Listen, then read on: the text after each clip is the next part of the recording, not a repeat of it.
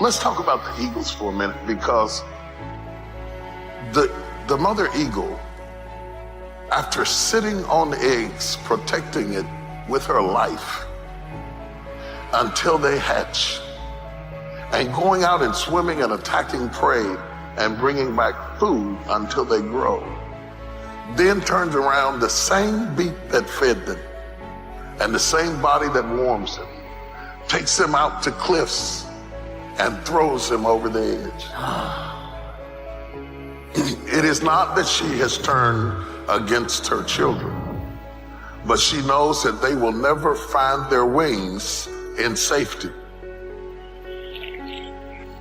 The eaglet learns to fly by confronting its scary place.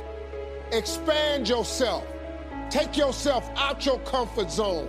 If you stay in your comfort zone, that's where you will fail. Success is not a comfortable procedure. So you got to get comfortable being uncomfortable if you ever want to be successful. You got to get real doggish. You got to get downright funky if you want to make it. All of you have extraordinary capabilities. You have to decide if you are willing to do the things to put you in that category. Rich people don't sleep 8 hours a day. That's a third of your life. You cannot be sleep 8 hours a day. You can't live in LA and wake up at 8 o'clock in the morning. It's 11 o'clock on the East Coast. The stock market been open 2 hours. They already making decisions about your life, and your ass will sleep. The Bible says, he who loves to sleep and the folding of hands, poverty will set upon you like a thief in the night. I'm gonna ask you one question, I'm gonna go. How many of you in here know somebody who loves to sleep? Let me ask you something. Ain't they Poe? A guy came up to me today and said, man, look, I just want to be comfortable. I don't need all the stuff you need, Grant. I don't need all the money. I don't need the boat. I don't need the big place in the sky. Dude, I just want to be comfortable. And I looked at him and said, come on, man. Come on. You know that's not true. Was there a time in your life when you didn't need to be comfortable? Where you weren't seeking comfort? Where you were seeking greater heights? Look, I just want to be comfortable is one of those dumb things that's holding back hundreds of millions of people called the middle class. Hey, just be comfortable. You know what that got you? A job that doesn't pay enough, not enough money to retire on, just comfortable. Some people never will have much. They're too cautious. This is called the timid approach to life. I used to say, what if this happens? It's called the language of the poor. Then I'll tell you what changed my whole life when I finally discovered it's all risky. Getting married is risky. Having children is risky. Investing your money is risky. It's all risky. If you think trying is risky, wait till they hand you the bill for not trying. I'll tell you how risky life is.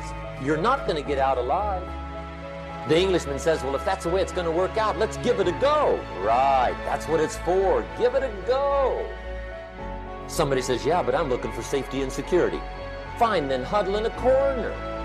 And we'll protect you, feed you, care for you. We won't let anything happen to you. And you'll probably live to be 100. But what a way to live. What a way to live safe and secure. Don't ask for security. Ask for adventure. And see, it's not important how long you live. What's important is how you live. The people that are really successful, they're not looking for comfort. They're looking for excitement. They're looking for potential. Give up this old idea, I just want to be comfortable. Quit lying to yourself. You know you seek more than comfort. You are different. You are uncommon. You have an uncommon desire to control your own future.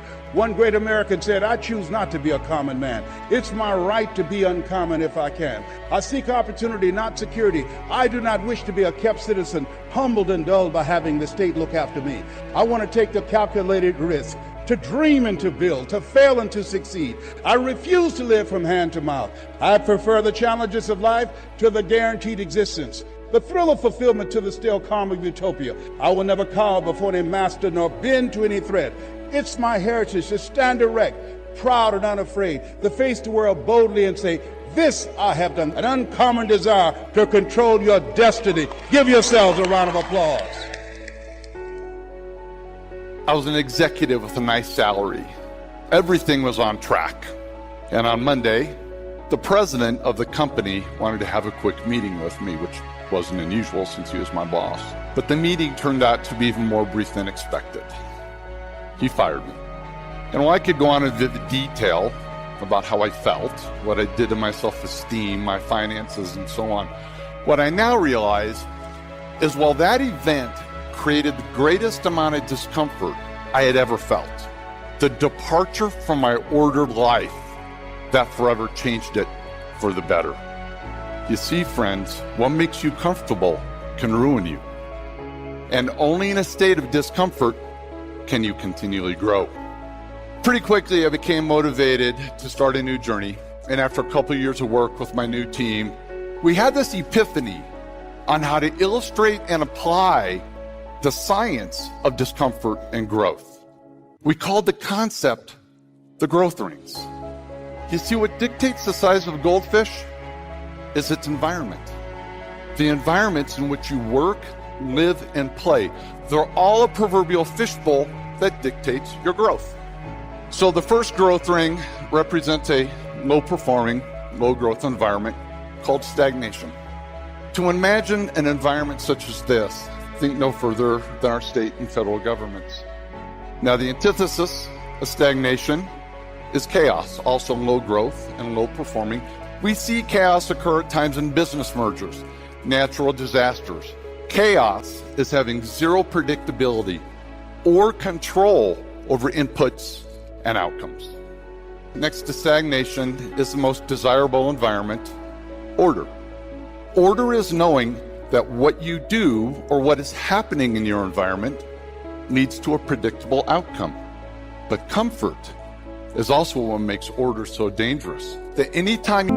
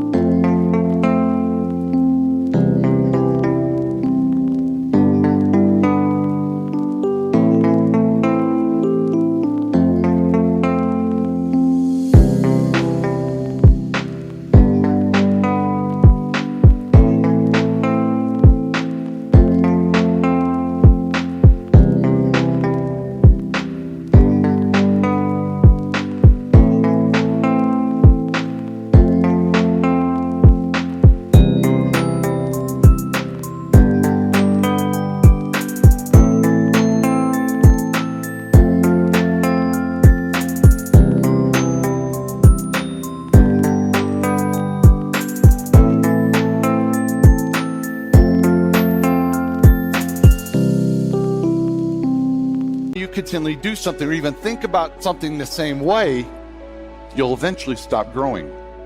So before your order continues to limit the way you think and act, remember what I said earlier.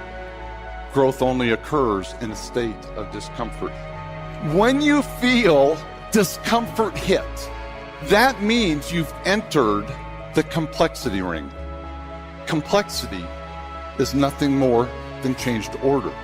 But when your order is changed, outcomes are no longer predictable, and it's unpredictability that makes you uncomfortable. And I know seeking discomfort sounds odd, and not many people do it, but you have to learn to embrace it, because it's the only environment where sustained or exponential growth can occur. To weave high growth complexity, there are three primary ways it can be triggered. Complexity trigger number one is it can be forced upon you. And when this happens, how much you grow depends on how you respond to it.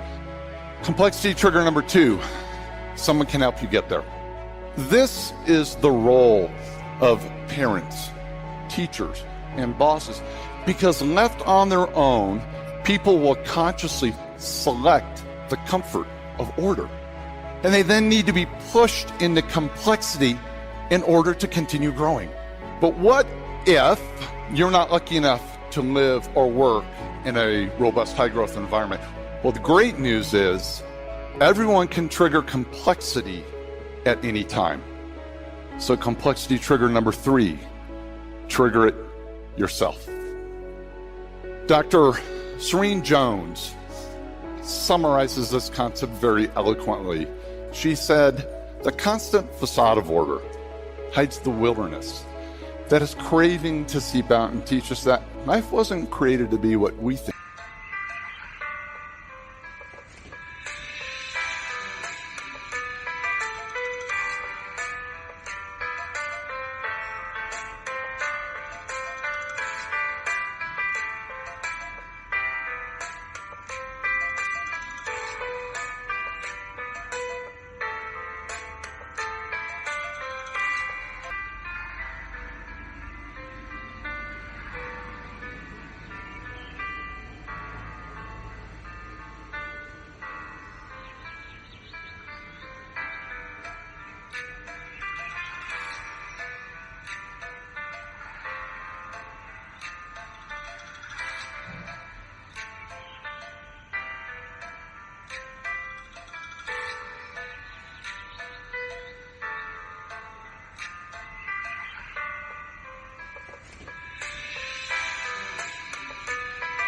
It is. Beyond words, we must experience the wilderness to be taught what cannot be otherwise known.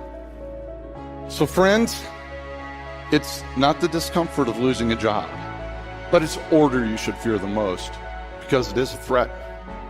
It's not the complexity triggering individuals or events you should fear the most, but it's your own willingness to accept or seek discomfort that will dictate the growth of not just you, but our entire world.